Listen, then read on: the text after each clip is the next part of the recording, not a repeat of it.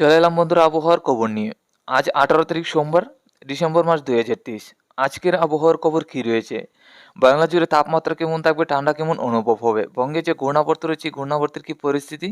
Thailand থেকে যে ঘূর্ণাবর্ত আসতে চলেছে, এই ঘূর্ণাবর্তের কী পরিমাণ নিম্নচাপ প্রবেশ করতে যাচ্ছে বঙ্গোপসাগরে, তাতে আগামী দিনে ঘূর্ণাবর্ত তৈরি হওয়ার সম্ভাবনা আছে কিনা? বর্তমান সময়ে যে ঘূর্ণাবর্ত এবং নিম্নচাপগুলি রয়েছে, তামিলনাড়ুর একদম দক্ষিণের সাইড নিয়ে রয়েছে এই নিম্নচাপগুলি। তাতে শ্রীলঙ্কা এবং তামিলনাড়ুর দক্ষিণের সাইড নিয়ে এই নিম্নচাপ থেকে রয়েছে বৃষ্টি। আর আজকে থেকে আগামীকালকের মধ্যে এই নিম্নচাপগুলি তামিলনাড়ুর দক্ষিণের সাইড নিয়ে শ্রীলঙ্কা হয়ে থাকবে, তারপর আগামীকাল থেকে মোটামুটি পরিষ্কার হবে। তারপর আবারও একটা ঘূর্ণাবর্ত তৈরি হবে। এই ঘূর্ণাবর্ত থেকে আগামী 20 তারিখ 21 তারিখের মধ্যে হয়তো তামিলনাড়ুর সাইড নিয়ে শ্রীলঙ্কার দিকে নিম্নচাপ এবং বৃষ্টি থাকার সম্ভাবনা। তারপর থাইল্যান্ডের সাগর থেকে যে ঘূর্ণাবর্ত আসতে চলেছে এবং এতে এই ঘূর্ণাবর্তের নিম্নচাপগুলি আমরা লক্ষ্য করতে পারছি।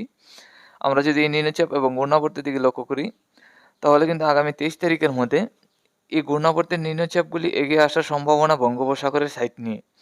তবে মোটামুটি একটা ফাঁক এবং নিম্নচাপগুলি আগামী 24-25 তারিখের মধ্যে বঙ্গোপসাগরে প্রবেশ করবে। তবে এখনও যে আপডেট রয়েছে, আগামী দিনে কিন্তু থাইল্যান্ডের সাগর থেকে নিম্নচাপ এবং ঘূর্ণাবর্তের ফাঁক চলে আসার কারণে বঙ্গোপসাগরে আবারও একটা কিন্তু ঘূর্ণাবর্ত তৈরি হতে পারে।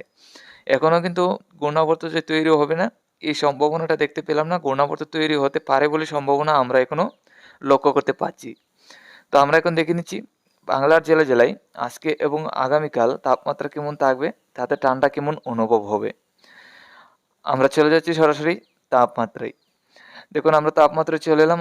আজকে দুপুরের মধ্যে যদি লক্ষ্য করি, বাংলাদেশে থাকবে 24 ডিগ্রি তাপমাত্রা। আসামে শিলচর, শিলিগুড়ি, আলিপুরদুয়ার, গুয়াহাটির দিকেও 24 থেকে 25 ডিগ্রি তাপমাত্রা। তো আজকে দুপুরের তাপমাত্রাটা অনেক কম থাকবে। আমাদের ত্রিপুরা রাজ্য কিন্তু একই রকম 24 থেকে 25-এর কাছাকাছি থাকবে। আজকে রাত্রির মধ্যে লক্ষ্য করতে পারছি আমাদের ত্রিপুরায় 16 থেকে 17। তো আমাদের ত্রিপুরা রাজ্যে 1 ডিগ্রি তাপমাত্রা বাড়বে।